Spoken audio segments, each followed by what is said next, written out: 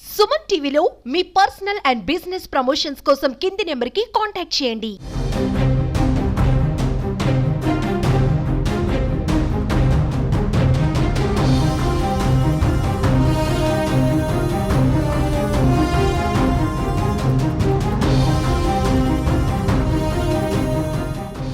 Welcome to Suman TV. This is Satyam Prasad.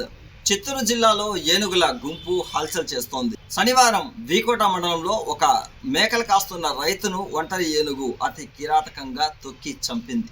ఈ ఘటన పైన ఇంతవరకు అధికారులు ఎటువంటి స్పందన తీసుకోకపోవడం బాధాకరమని రైతులు చెబుతున్నారు. ఇదే నేపథ్యంలో గతంలో యాదవరి తాళ్లమడుగు గ్రామంలో ఏనుగుల గుంపు ముగ్గురు రైతులను చంపేస్తే వాటికి అప్పటి ప్రభుత్వం ఎక్స్గ్రేషియో ప్రకటించింది కానీ ఎక్కడ శాశ్వత పరిష్కారం అయితే చూపలేదు. బంగారుపాళ్యం నుంచి కుప్పము, తమిళనాడు రాష్ట్రమైన కృష్ణగిరి వరకు కూడా ఏనుగుల గుంపు ఇప్పటి వరకు కూడా హల్చల్ చేస్తూనే ఉంది. ప్రజలు భయభ్రాంతులకు గురి అవుతున్నారు. రైతులైతే ఏకంగా పొలాలకు పోయి పంట పండించేందుకు భయపడుతున్నారు. ఏనుగుల గుంపు కోసం ఎటువంటి దండరాలు వేసినా ఎవరు కూడా పట్టించుకోవడం లేదు. ప్రభుత్వ అధికారులు సమస్య వచ్చినప్పుడు తూతూ మంత్రంగా అక్కడ చర్యలు చేపడుతున్నారు కానీ ఎవరు శాశ్వత పరిష్కారం అయితే చూపకపోవడం బాధాకరం. అప్పటి డిఎఫ్ఓ చైతన్య కుమార్ రెడ్డి యాదమరి మండలం తాళ్లమడుగు గ్రామంలో జరిగిన సంఘటనల నేపథ్యంలో బంగారపాలెం నుంచి కుప్పం వరకు కూడా సోలార్ ఫెన్సింగ్ ఏర్పాటు చేస్తామని చెప్పారు కానీ ఇప్పటి వరకు అది అమల్లోకి రాలేదు. అతను కూడా బదిలీ అయిపోయినారు. ప్రస్తుతం ఉన్న అధికారులు కూడా దీనిపైన శ్రద్ధ పెట్టలేదు. దీనిపైన విమర్శలు కూడా దారితీస్తోంది.